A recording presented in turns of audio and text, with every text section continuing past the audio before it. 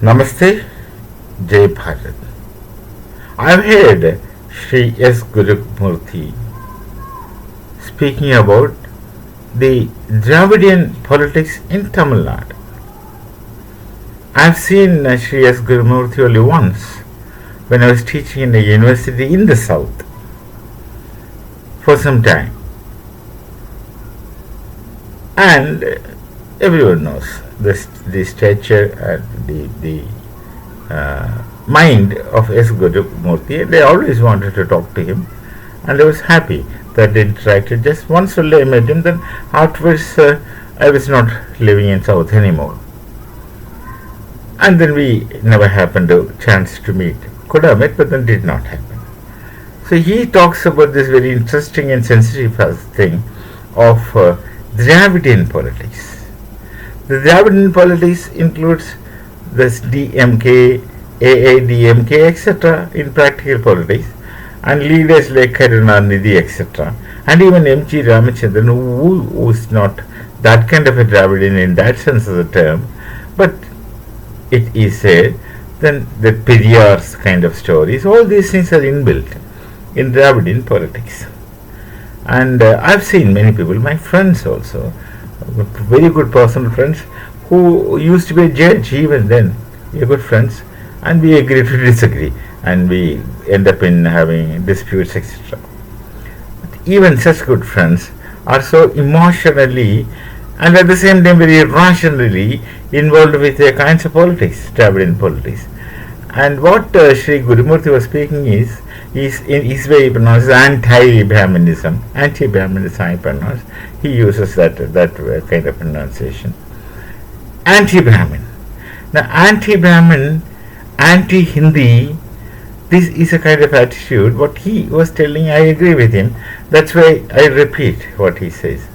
This kind of anti-feeling towards anti-Hindi, anti-Brahmin is not spontaneously with the people of Tamil Nadu. It's never spontaneously with them. It's not natural with them. It has been artificially implanted into their psyche for petty political gains of the DMK kinds of people. Dravidian politics, if you generally summarize without mentioning the names of any political parties. So it's the Dravidian movement has artificially implanted this dislike. It's not hatred that as the Muslims hate non-Muslims. No, not that kind of hatred, but dislike and disagreement with the so-called Brahmins. And by Brahmins they include every damn thing. And this Dravidian politics involves in a crime. What kind of crime? It involves in a crime of alienating the Tamilians of their real essence, because they are Vedic people. The kind of anti-Brahmanism alienates you from the Sanatana Dharma and Vedic Sanskriti. They are also anti-Hindu to a great extent, but they are unable to say that anti-Hinduism because Tamil Nadu people are very spiritual Hindus. Majority are very serious Hindus, practicing Hindus, and they are very serious about the Dharma. And there is absolutely no doubt in their belonging to the Hindu Dharma. They are very, very serious Hindus and very ritualistic in practice. So, anti-Vedic thoughts will not take roots in Tamil Nadu. Anti-Vedic thoughts will not take roots in Tamil Nadu because they are real Hindu. Look at the way the Tamilian Hindus worship, practice. Look at the temples they have. Absolutely magnificent, absolutely great. But the anti-Brahmanism is an indirect injection into the mind about anti-Hindi.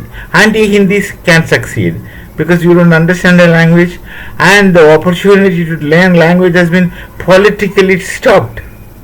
Other states in South, Kerala for example, still further to South, had adopted 3-language formula.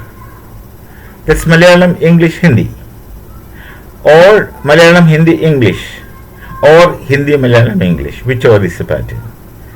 They adopted 3-language formula right from day one. And as a result, the people of Kerala are familiar with Hindi in the beginning, and with the coming of Doordarshan, the familiarity becomes a little more closer familiarity. The many people try to understand just from TV, and many have understood. They don't practice, they don't have practice of speaking, but with the Bangladeshis, Rohingyans, infiltrating into Kerala as laborers, whom the communist government calls as guest artists. What a brilliant anachronistic idiosyncrasy of the communists. Call them as guest workers or guest workers. I leave it to you to understand the concept of guest workers. They call them as atithi, Sanskrit word, atithi workers. Who has invited them? Nobody. They are infiltrators. Most of them are infiltrators. Many are from Odisha, many are from some other parts. But they all say they are from Assam. But they are basically and mostly and widely Bangladeshis and Rohingyans. These people come to Kerala as workers, and they don't know Hindi well. They speak broken Hindi, and that broken Hindi suits the people of Kerala who don't have the practice of speaking Hindi. So no problem, they both can communicate one another. So that's because of these Bangladeshi migrant workers. They have learned Malayalam, and the Malayalis have learned Hindi to speak. That's the first practice they get to speak in Hindi. So that these people at least have working knowledge of Hindi, and they don't feel themselves estranged from the mainstream because they knew the lingua franca.